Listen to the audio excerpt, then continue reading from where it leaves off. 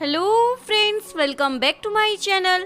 हाजिर हूँ एक डिसेबल मैन और क्रेजी गर्ल की रोमांटिक लव स्टोरी लेकर। ये इस ड्रामे की हिंदी एक्सप्लेनेशन का पार्ट फर्स्ट है, तो चलिए वीडियो को स्टार्ट करते हैं।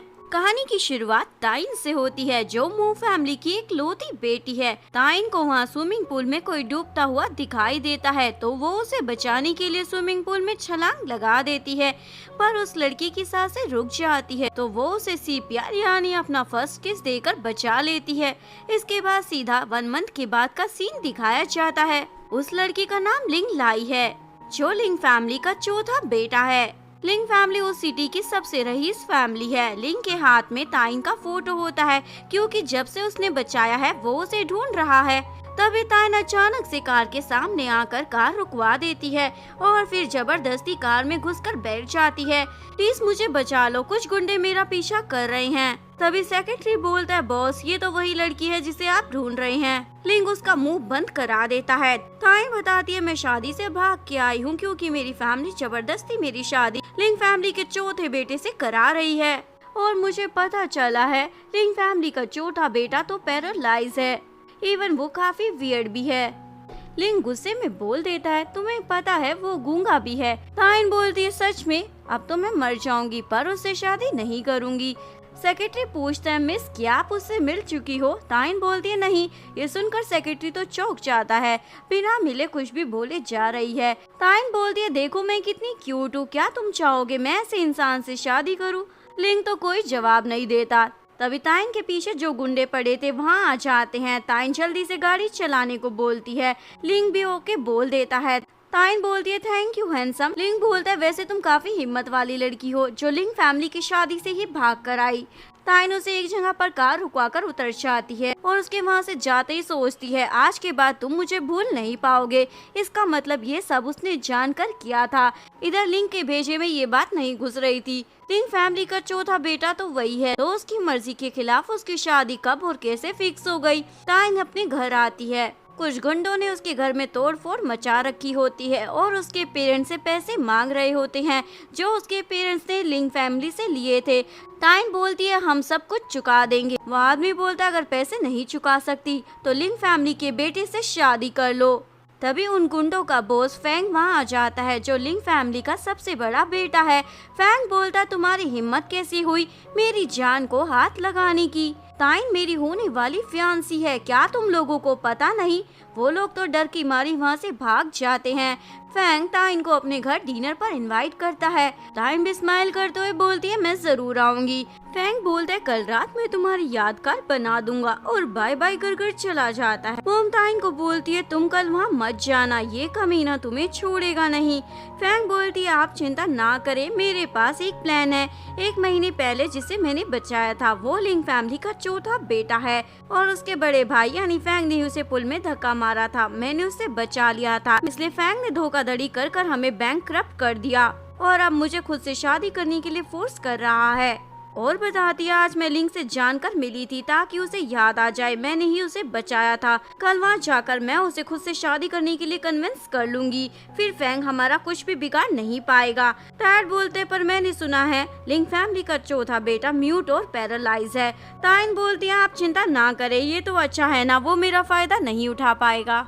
लिंग का सेक्रेटरी उसे ताइन के बारे में सारी इन्फॉर्मेशन देता है। एक्चुअली में उसकी फैमिली कुछ टाइम पहले बैंकक्रप्ट हो गई है और उसकी शादी आपके साथ नहीं, आपके बड़े भाई के साथ फिक्स की गई है। कल उसने आपको जानकर झूठ बोला, इसका मतलब उसका कोई पर्पस था। नेक्स्ट डे ताइन पूरे कॉन्फिडेंस के साथ डिनर के लिए पहुंच जाती है, पर अंदर जाकर देखती है लिंग तो वहाँ नहीं है, केवल फैंग होता है, जो उसकी तारीफें करने लग जाता है और उसे टच करने की कोशिश करता है। तुम कितनी क्यूट लग रही हो। ताइन उस पर गर्म पानी गिर देती है और फिर उसे सॉरी बोलती है, गलती से गिर गया। बेचारे फैंग की तो हालत खराब हो जाती है। वो उसके लिए बाथरूम में टॉवल लेने जाती है। फैंग भी उसके पीछे वहीं आ जाता है और फ्लर्ट करने लग जाता है। ताइन फिर से उसे हट कर लिंग से मिलने भागती है। तभी फैंग उसे पकड़ लेता है। भागने का कोई फायदा नहीं, क्योंकि मेरे अलावा घर में कोई नहीं है। ये सुनकर ताइन हिट कर वहाँ का दरवाजा खोलती है और बाहर उसे लिंग मिल जाता है, इसलिए बेचारी बनने की एक्टिंग करने लग जाती है। ये मुझे बुली कर रहा है। ताइन उसे कवर करने के लिए अपना ब्लेजर देता है। फैंग सोचती है, लगता है ये जेलस फील कर रहा है। फैंग बाहर आता है। ताइन लिंग के पास आती है, प्लीज मुझे इस जानवर से बचा लो। नेक्स्ट सीन में फैंग लिंग को बोल रहा होता है, तुम्हें पता है ना ये मेरी वूमेन है, मैं कब से इस पर नजर लगाकर बैठा था। पर लिंग तो ताइन को अपनी बाहों में गिरा लेता है। ये देखकर फैंग का पारा तो चढ़ जाता है। भूलो मत तुम डिसेबल और म्यूट हो। तभी डैड आकर उसे डांटते हैं, तुम्हें तमीज नहीं अपने छोटे भाई से बात करने की। फैंग तो भीगी बिल्ली बन जाता है। डैड लिंग से पूछते हैं, क्या तुम्हें ये लड़की पसंद है? तो लिंग हाँ में गर्दन हिला देता है। डैड खुश होकर बोलते हैं, ठीक है तो इससे शादी कर लो। ताइन तो खुश हो जाती है क्योंकि उसका प्लान सक्सेसफुल हो गया। लेकिन फैंग तो अपने डैड से लड़ भी नहीं पाता। ताइन उसे रूम में लाती है और फिर अपना असली रूप दिखाती है। लिंग बोलता है, अच्छा तो तुम्हारी एक्टिंग इतनी ही थी। ताइन बोलती है, मुझसे अच्छी एक्टिंग तो तुम कर लेते हो, अच्छा खासा बोल लेते हो, फिर भी म्यूट बनने का प्रिटेंड कर रहे हो। लिंग बोलता है, ये सब मैं अपनी सेफ्टी की वजह से कर रहा हूँ, ये बताओ तुम्हारा पर्पस क्या है मुझसे शादी करने का? ताइन बोलती है, मेरा तो सिंपल सा पर्पस है, तुम्हारी फैमिली की वजह से मेरी मुंह फैमिली पर दाग चढ़ गया है जो मैं खत्म करवाना चाहती हूँ। लिंग पूछता है, तुम्हें ऐसा क्यों लगता है? मैं तुम्हारी हेल्प करूँगा। ताइन बोलती है, फर्स्ट मैंने तुम्हारी जान बचाई, सेकंड मैं तुम्हारे सीक्रेट को सीक्रेट ही रखूंगी, तुम म्यूट नहीं हो, और थर्ड तुम मेरी हेल्प लेकर अपने भाई को सबक सिखा सकते हो, वो भी सीक्रेटली। और उसे कॉन्ट्रैक्ट मैरिज का एग्रीमेंट दिखाती है। 1 साल के बाद हम दोनों अलग हो जाएंगे क्योंकि 1 साल के अंदर मेरी फैमिली का बिजनेस ठीक हो जाएगा।